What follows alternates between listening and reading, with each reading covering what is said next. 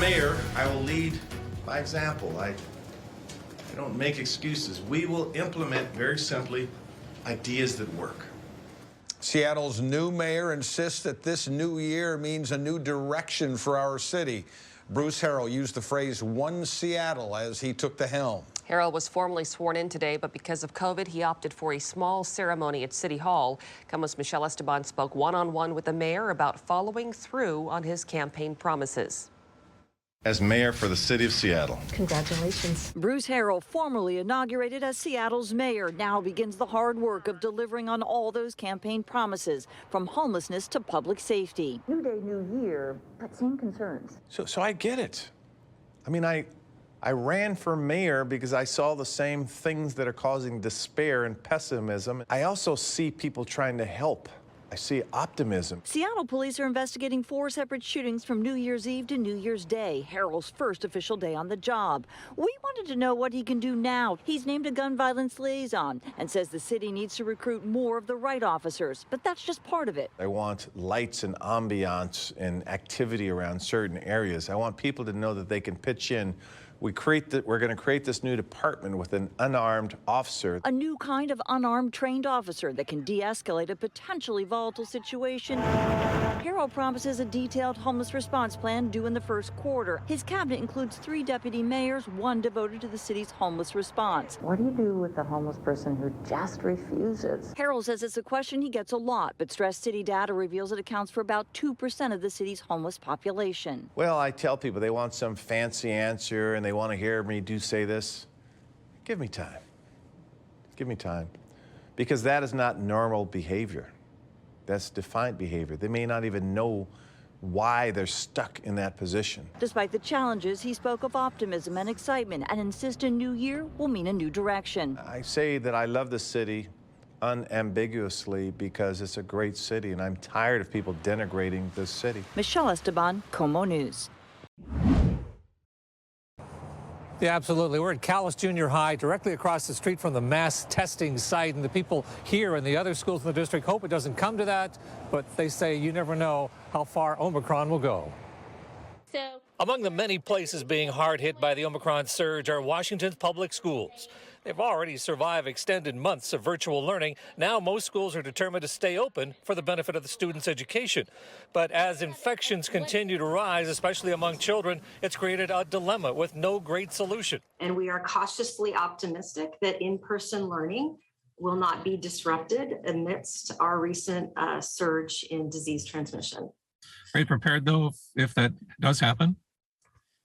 We are working on a return to distance learning and what that would look like for staff and students. Part of that is determining what our threshold is to move to remote learning. 20% of the total new cases reported in the state of Washington the week of December 26th were kids 0 to 19. The state superintendent does not see any need yet, though, for a statewide order to return to distance learning. So no, there's nothing the state is going to mandate at this point for closures. There's nothing coming from my office or the governor, as I understand it. This is going to be based local community by local community based on their spread, their geography, their density. I think we've seen, though, good evidence, at least in prior waves, that kids in schools that are following masking and appropriate protocols have been able to stay safe. Parents and students out getting tests say a lot is up in the air. I think that distance learning right now, I think for me would be the best option just to keep the spread of the COVID down. And what about the demand for testing outpacing supply? So who's accountable for that?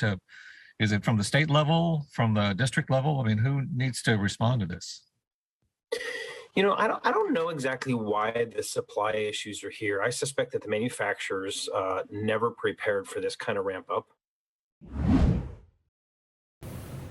Right now, there's still quite a few police cars out here, and the car that the suspect was driving is still here as well. Earlier today, dozens of units responded right here. This entire road was covered in police cars. Officers say the investigation will take all night, likely into the morning hours. I'm on the corner of 12th Street and Northwest Civic Drive. It'll remain closed during the investigation. Gresham PD responded to an armed robbery call at Key Bank off Burnside and Powell Valley Road around 4:40 this afternoon. They say the suspect, a white man, took off in a car with officers close behind.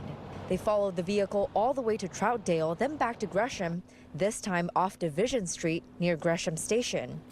The suspect turned into the parking lot of a vacant business and ended up on Civic Drive.